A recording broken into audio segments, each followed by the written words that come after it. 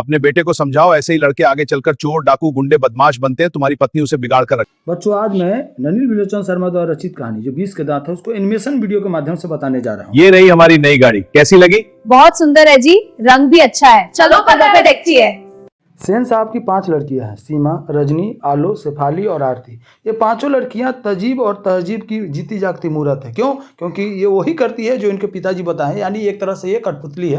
मैंने तुमसे जो मांगा वो तुमने नहीं दिया, इसलिए मैं तुम्हें मारूंगा और खूब मारूंगा, खूब मारूंगा।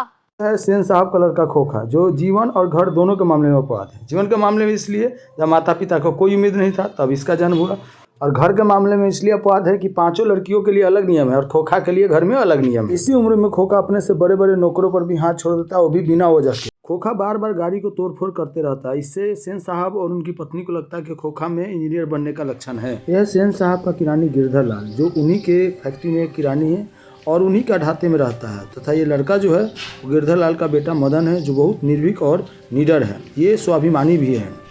एक दिन सेन साहब के दूर के रिश्तेदार मुखर्जी साहब तथा एक पत्रकार महोदय अपने पूरे परिवार के साथ मिलने आए।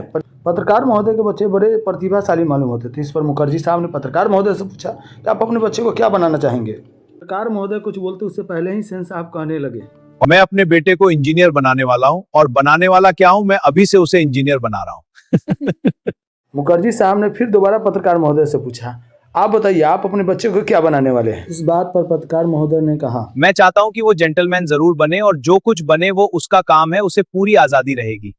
एक दिन किरानी गिरधर लाल का बेटा सेन साहब की कार को छूने लगा, जिस पर वहां सोफर देख लिया, उसने धक्का दे दिया और उसके पैर से खून आने। इस बात को लेकर गिरधर लाल की पत्नी और सोफर के बीच में तू मैं होने लगा। लास्ट में सेन साहब ने आकर बीच बचाव किया और गिरधर लाल की पत्नी को समझाकर वापस घर भेज दिया। फिर शाम को सेन साहब ने गिरधर लाल को घर बुलाया और उसे समझाते हुए कहा, अपने बेटे को समझाओ, ऐसे ही लड़के आगे चलकर चोर, डाकू, गुंडे, बदमाश बनते हैं। तुम्हारी पत्नी उसे बिगाड़ कर रख देगी। रात में गिरधर लाल ने मदन की खूब पिटाई की और मदन भी हीरो की तरह पिटाता रहा, भागा नहीं वहां से। अगले दिन कासू यानी खोखा टहलता हुआ गली में चला गया और जाकर मदन से बोला, मुझे लट्टू दो, मैं उसे नचाएगा, नहीं तो मैं तुझे मारेगा। जाकर अपने बाप की मोटर गाड़ी पर खेल, भाग यहाँ से।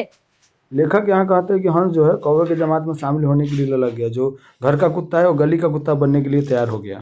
अब चोर, डाकू, गुंडा बनने वाला मदन भी कहाँ मानने वाला था। उसने कासू की कस के पिटाई कर दी और खोखा यानी कासू जान बचाता हुआ घर भागा। लेखक यहाँ बताते हैं कि अक्सर महल वाले या झोपड़ी वाले की लड़ाई में महल वाले ही जीते हैं, क्योंकि झोपड़ी वाले का साथ न देकर महल वाले का साथ देते हैं।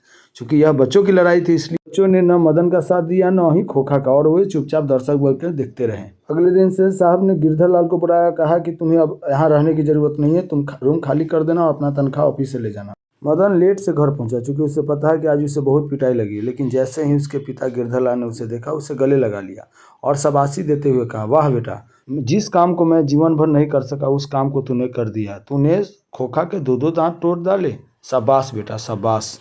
अब परिचय इस कहानी के लेखक ननिल विलोचन शर्मा का, जिनका जन्म 18 फरवरी 1916 को पटना के बदरहाट में हुआ। वे जन्मना भोजपुरी थे। उनके पिता का नाम पंडित राम अवतार शर्मा और माता का नाम रत्नावती शर्मा था। उनका मृत्यु 12 सितंबर 1961 को हुआ था। हिंदी कविता में प्रपदवाद के प्रवर्तक और नई शैलियों के आलोचक नलिन जी की रचनाएं इस प्रकार है। दृष्टिकोण है, साहित्य का इतिहास, दर्शन, मानदंड, हिंदी उपन्यास, विशेषता प्रेमचंद, साहित्य तत्व और आलोचनात्मक ग्रंथ, 20 के दांत, नकेन के प्रपद, नकेन 2, सदन मिश्र ग्रंथावली, अयोध्या प्रसाद खत्री स्मारक ग्रंथ, संत परंपरा और साहित्य, ये सब इनकी प्रमुख रचनाएं हैं।